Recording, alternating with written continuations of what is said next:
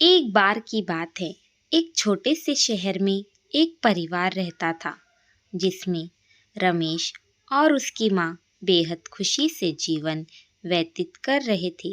Ramesh auto चलाता था और उससे जो भी आमदनी होती थी, माँ बेटा खुशी खुशी उससे गुजारा करते थे। एक दिन उसकी मौसी रमेश के घर आई। उसने रमेश की माँ से रमेश की शादी के बारे में बात की, जिसे सुनकर माँ बहुत खुश हो गई। अब रमेश के लिए एक अच्छी लड़की तलाश शुरू होती है।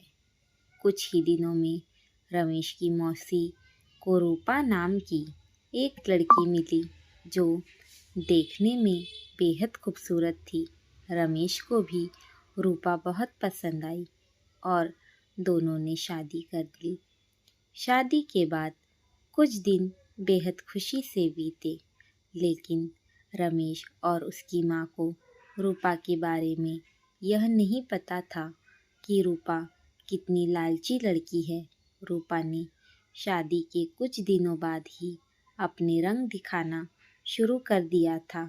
वह महीने में कई बार किटी पार्टी जैसे समारोह में जाने लगी, जिसके लिए रूपा हर पार्टी में नए कपड़े और कीमती जेवर पहनती थी।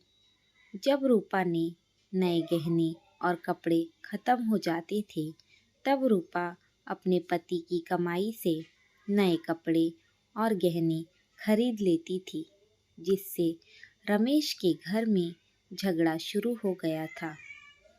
कई बार ऐसा होता कि महीने का राशन लाने के लिए जो भी पैसे होते थे, उन पैसों से रूपा अपने लिए कपड़े और गहने खरीद लेती थी। एक दिन रमेश ने कहा, रूपा, अपने नए कपड़े और गहने खरीदने में इतना पैसा बर्बाद करने का क्या फ़ायदा है?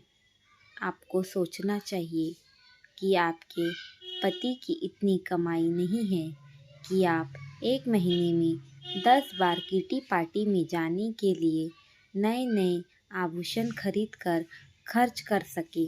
यह सुनकर रूपा गुस्से से लाल हो गई और रमेश से कहने लगी, तुम हमेशा मुझसे कहते रहते हो, कभी भी तुम ज़्यादा कमाने के बारे में नहीं सोचते। यदि तुम ज़्यादा ऑटो रिक्शा चलाते तो ज़्यादा कमाई होती और आज मैं आराम से नए नए कपड़े पहन सकती। यह सुनकर रूपा कर कर अपनी सास के पास जाती है और कहती है, माँ जी, जो गहने आपके पास है मुझे दे दो, मैं इसे पहनकर पार्टी में जाऊंगी। रमेश की माँ ने पूरी बात सुनने के बाद कहा, पुराने ज़माने में सभी बहुएं अपने जेवर सास को देती थी, लेकिन तुम मुझसे गहने मांग रही हो।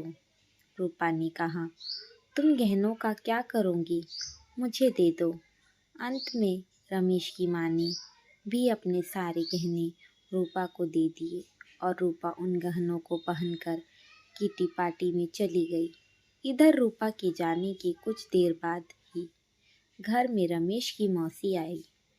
उसने रमेश की माँ से रूपा के बारे में पूछा, तो माँ ने रूपा के बारे में सारी बातें बताई। यह सुनकर मौसी ने रूपा को सबक सिखाने की सोची। रूपा की सास भी इस खेल में शामिल हो गई। रमेश की चाची घर का राशन और सामान अपने घर ले गई और थोड़ी देर में अपने सारे गहने और नए कपड़े ले आई। गहने और कपड़े लाकर उन चीज़ों को घर की अलमारी में और कुछ को रसोई में रख दिया और अपने घर जाने लगी। जाते समय रूपा की सास से कहा कि जब रूपा घर आएंगी तो यह जेवर देखकर वह तुझसे कुछ पूछेंगी, तुम उसका अच्छे से उत्तर देना। उसके कुछ ही समय बाद रूपा किटी पार्टी से घर आई और अपनी अलमारी में सभी नए गहने देखकर बहुत खुशी हुई। लेकिन शाम को जब रूपा रसोई में खाना बनाने गई तो उन्हें फिर से राशन के डिब्बे में नए गहने मिले। जिसे पाके रूपा की खुशी का कोई ठिकाना नहीं था। लेकिन जब रूपा ने किचन में राशन की तलाश की तो उसे कुछ नहीं मिला, जिससे वह परेशान हो गई और अपनी सास के पास गई और पूछा, माँ जी, किचन का राशन कहाँ गया? तब सास ने कहा कि बहू, आपको गहने और कपड़े सबसे ज़्यादा पसंद है, इसलिए आज मैंने घर का सारा राशन और सामान बेचकर आपके लिए नए गहने और कपड़े खरीद लाई हूँ। अब आप इसे पहन सकती हो और पार्टी में जा सकती हो। यह सुनकर रूपा ने कहा कि ठीक है, मगर खाने के बिना गहनों और कपड़ों का क्या करूँगी?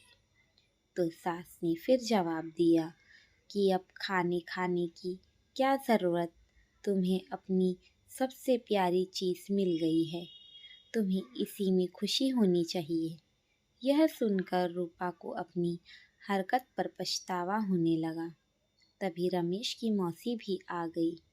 उन्होंने यह भी कहा कि यह सब मैंने आपको समझाने के लिए किया है कि केवल नए कपड़े और आभूषण ज़रूरी नहीं हैं। इसके अलावा दुनिया में भी बहुत कुछ होता है, और अगर आपको नए गहने और कपड़े पहनने का इतना शौक है तो आप खुद क्यों नहीं कमाते और उस पैसे से ये सारी चीज़ें खरीद लेने चाहिए।